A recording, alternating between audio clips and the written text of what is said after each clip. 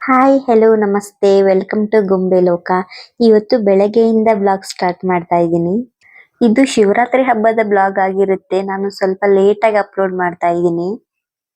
ಇವತ್ತು ಹಬ್ಬ ಆಗಿರೋದ್ರಿಂದ ಬೆಳಗ್ಗೆ ಬೇಗನೆ ಎದ್ದು ಫ್ರೆಶ್ ಅಪ್ ಆಗಿ ದೇವ್ರ ಮನೆ ಕೂಡ ಸ್ವಚ್ಛ ಮಾಡ್ಕೊಂಡು ದೇವರ ಸಾಮಾನ್ ಕೂಡ ಎಲ್ಲಾನು ತೊಳೆದಿಟ್ಕೊಂಡಿದ್ದೀನಿ. ಹಾಗೆ ಪೂಜೆಗೆ ಎಲ್ಲ ತಯಾರಿ ಮಾಡ್ಕೋತಾ ಇದ್ದೀನಿ.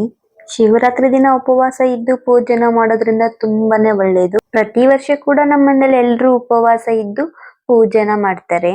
ಪೂಜೆಗೆ ಸ್ವಲ್ಪ ಹೂವು ಹಣ್ಣು ಮತ್ತೆ ಕಾಯಿ ಬೇಕಿತ್ತು. ಹಾಗಾಗಿ ಸಂತೂನ ಮಾರ್ಕೆಟ್ಗೆ ಕಳ್ಸಿದ್ವಿ. ಅವರು ಕೂಡ ಹೋಗಿ ಎಲ್ಲಾನು ತಗೊಂಡ್ ಬಂದ್ರು.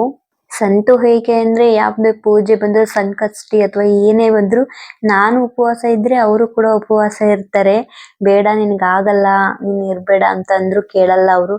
ನೀನ್ ಉಪವಾಸ ಮಾಡ್ತೀಯಾ ನಾನ್ ಮಾಡ್ಬಾರ್ದ ಅಂತ ಹೇಳ್ತಾರೆ.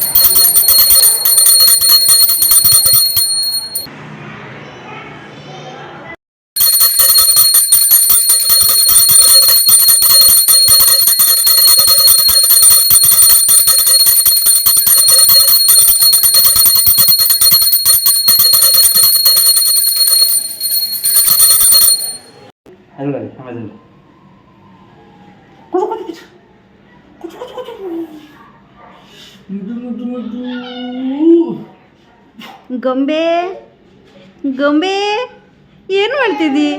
ಏನ್ ಮಾಡ್ತಾ ಇದೀಯ? ಕೃಷ್ಣ ಅಪ್ಪಾಜಿ ಅಪ್ಪಾಜಿ ಕೃಷ್ಣ ಎಲ್ಲೈತೆ? ಕೃಷ್ಣ ಕೃಷ್ಣ ಎಲ್ಲೈತೆ? ಅಲ್ಲೈತಾ ಕೃಷ್ಣ? ಅಲ್ಲೈತಾ? ಇದು ಕೃಷ್ಣ ಅಪ್ಪಾಜಿಗೆ ಕೃಷ್ಣ ಕೃಷ್ಣ ಕೃಷ್ಣ ಕೃಷ್ಣ ಕೃಷ್ಣ ಕೃಷ್ಣ ಆಡಚ್ಚಲ್ಲ.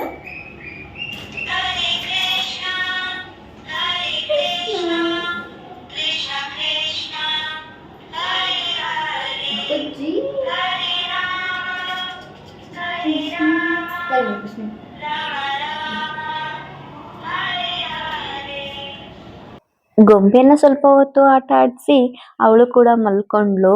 ಹಾಗಾಗಿ ಸ್ವಲ್ಪ ಕೆಲಸ ಮಾಡ್ಕೊಳ್ಳೋಣ ಅಂತ ಅನ್ಕೊಂಡೆ. ಗೊಂಬೆಗೆ ಶಿವನ್ ಕಾಸ್ಟ್ಯೂಮ್ ನ ರೆಡಿ ಮಾಡ್ತಾ ಇದ್ದೀನಿ. ನೋಡೋಣ ಹೇಗ್ ಬರುತ್ತೆ ಅಂತ. ಮನೇಲಿ ಒಂದು ಪಾರ್ಸಲ್ ತಂದಿದ್ ಬಾಕ್ಸ್ ಕವರ್ ಇತ್ತು. ಅದನ್ನೇ ಬಳಸ್ಕೊಂಡು ಮಾಡೋಣ ಅಂತ ನಾನಿಲ್ಲಿ ಪೇಪರ್ ಅಲ್ಲಿ ಫಸ್ಟ್ ಕಟ್ ಮಾಡ್ಕೊಂಡೆ. ಡಿಸೈನ್ ಎಲ್ಲ ಕಟ್ ಮಾಡ್ಕೊಂಡು ಅದನ್ನ ರಟ್ ಮೇಲೆ ಇಟ್ಬಿಟ್ಟು ಅದಕ್ಕೆ ಗಮ್ ಹಾಕಿ ಇವಾಗ ಕಟ್ ಮಾಡ್ತಾ ಇದ್ದೀನಿ ಅದ್ ಮೇಲೆ ಇಟ್ಟು. ನಾವು ಚಿಕ್ಕವರಿದ್ದಾಗ ಸ್ಕೂಲ್ಗೆ ಹೋಗೋವಾಗ ಕಾಲೇಜಿಗೆ ಹೋಗೋವಾಗ ಈ ತರ ಎಲ್ಲ ಮಾಡ್ತಾ ಇದ್ವಿ. ಇವಾಗ ತುಂಬಾನೇ ಗ್ಯಾಪ್ ಆಗೋಗಿದೆ. ಈ ತರ ಎಲ್ಲ ಏನು ಮಾಡೇ ಇಲ್ಲ. ಇವಾಗ ಗೊಂಬೆಗೋಸ್ಕರ ಅಂತ ಟ್ರೈ ಮಾಡ್ತಾ ಇದ್ದೀನಿ. ನನ್ಗೇನೋ ತುಂಬಾ ಚೆನ್ನಾಗ್ ಬರುತ್ತೆ ಅಂತ ಅನ್ಕೊಂಡಿದೀನಿ. ನೋಡ್ಬೇಕು ಏನಾಗುತ್ತೋ ಏನೋ. ಪರವಾಗಿಲ್ಲ ಚೆನ್ನಾಗೇ ಬಂತು. ನೆಕ್ಸ್ಟ್ ಡಮರುಗ ಮಾಡ್ಬೇಕಲ್ವಾ ಅದನ್ನ ಕೂಡ ಮಾಡ್ತಾ ಇದ್ದೀನಿ. ಫಸ್ಟ್ ಪೇಪರ್ ಅಲ್ಲಿ ಕಟ್ ಮಾಡಿದ್ನಲ್ವಾ ಅದು ನನ್ಗೆ ಈಸಿ ಆಯ್ತು ಈ ತರ ರೆಟ್ಟಲ್ಲಿ ಕಟ್ ಮಾಡೋಕೆ. ನಾನು ತ್ರಿಶೂಲ ಮತ್ತೆ ಡಮರುಗ ಎಲ್ಲ ಮೀಶೋದಲ್ಲಿ ಆರ್ಡರ್ ಮಾಡಿದ್ದೆ. ಆದ್ರೆ ಆ ತ್ರಿಶೂಲ ನೋಡಿದ್ರೆ ತುಂಬಾನೇ ಚಿಕ್ಕದ್ ಬಂದ್ಬಿಟ್ಟಿದೆ. ಇದನ್ನ ನೋಡಿ ಆಮೇಲೆ ಅಯ್ಯೋ ಮತ್ತೆ ಇಷ್ಟೊಂದು ಚಿಕ್ಕದ್ ಬಂದಿದೆಯಲ್ಲ ಅಂತ ಅನ್ಕೊಂಡು ಮತ್ತೆ ರಟ್ಟಿನ ಬಾಕ್ಸ್ ಉಪಯೋಗಿಸ್ಕೊಂಡು ಮಾಡೋಣ ಅಂತ ಅನ್ಕೊಂಡೆ.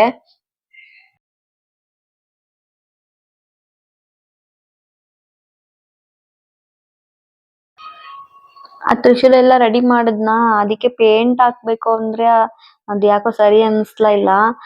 ಅದಕ್ಕೆ ಈ ತರ ಗಿಫ್ಟ್ ಪೇಪರ್ಸ್ ಬರುತ್ತಲ್ವಾ ಅದನ್ನೇ ಗೋಲ್ಡನ್ ಕಲರ್ ಹಾಕೋಣ ಅಂತ ರೆಡಿ ಮಾಡ್ತಾ ಇದ್ದೀನಿ. ಇದು ತುಂಬಾನೇ ಈಸಿಯಾಗಿ ಮಾಡ್ಬಿಡ್ಬೋದು ಅಂತ ಇದನ್ನ ಚಾಯ್ಸ್ ಮಾಡ್ಕೊಂಡೆ.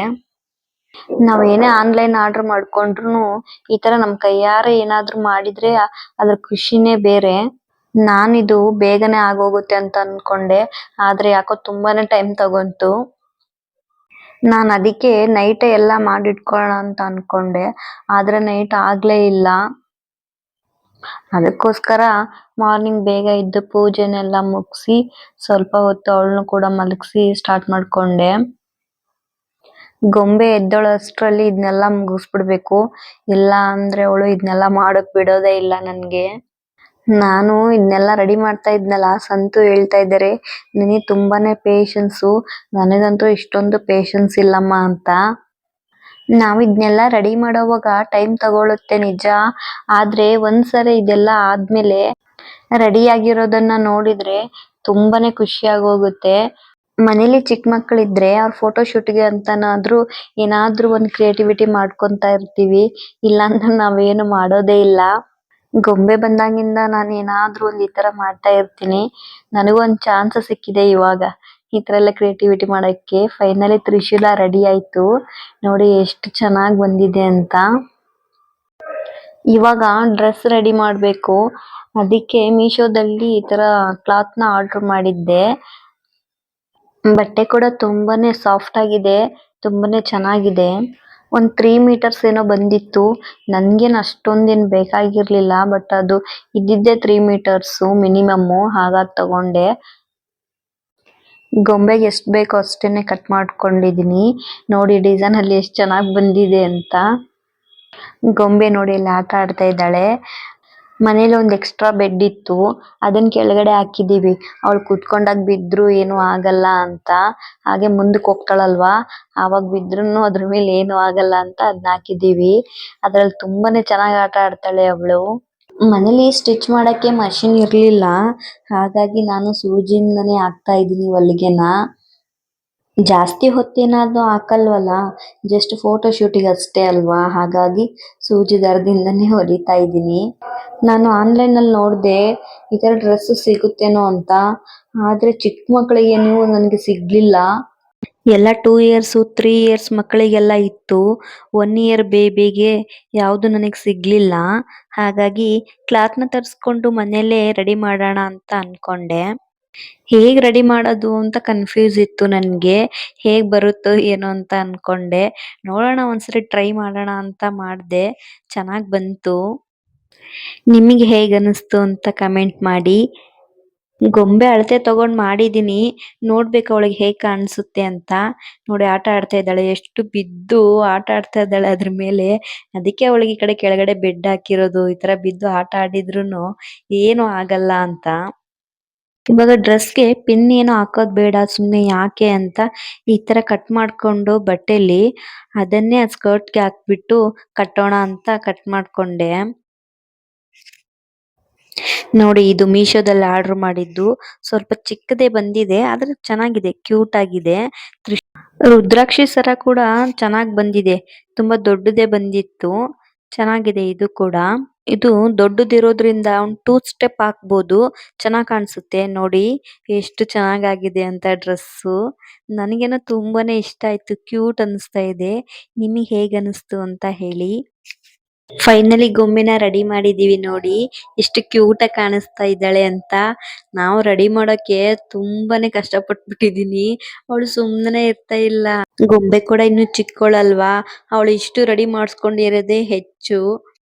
ನಮ್ಮನೆ ಪುಟ್ಟ ಶಿವ ಹೇಗ್ ಕಾಣ್ತಾ ಇದ್ದಾರೆ ಅಂತ ಹೇಳಿ. ಫೋಟೋ ಶೂಟ್ ಎಲ್ಲ ಮುಗಿಸಿ ದೇವಸ್ಥಾನಕ್ ಕೂಡ ಹೋಗ್ ಬಂದ್ವಿ. ವಿಡಿಯೋ ಎಂಡಲ್ಲಿ ಕೆಲವೊಂದು ಫೋಟೋಸ್ ಗಳನ್ನ ಹಾಕಿರ್ತೀನಿ, ನಿಮ್ಗೆ ಯಾವ ಫೋಟೋ ಇಷ್ಟ ಆಯ್ತು ಅಂತ ಕಮೆಂಟ್ ಮಾಡಿ. ಇವತ್ತಿನ ದಿನ ಅಂತೂ ತುಂಬಾನೇ ಚೆನ್ನಾಗಿತ್ತು. ಈ ಬ್ಲಾಗ್ ನಿಮ್ಗೆ ಎಲ್ರಿಗೂ ಇಷ್ಟ ಆಗಿದೆ ಅಂತ ಅನ್ಕೊಂತೀನಿ. ಪ್ಲೀಸ್ ಇಷ್ಟ ಆದ್ರೆ ಲೈಕ್ ಮತ್ತೆ ಕಮೆಂಟ್ ಮಾಡಿ, ಹಾಗೆ ಸಬ್ಸ್ಕ್ರೈಬ್ ಕೂಡ ಮಾಡ್ಕೊಳ್ಳಿ. Thank you for watching.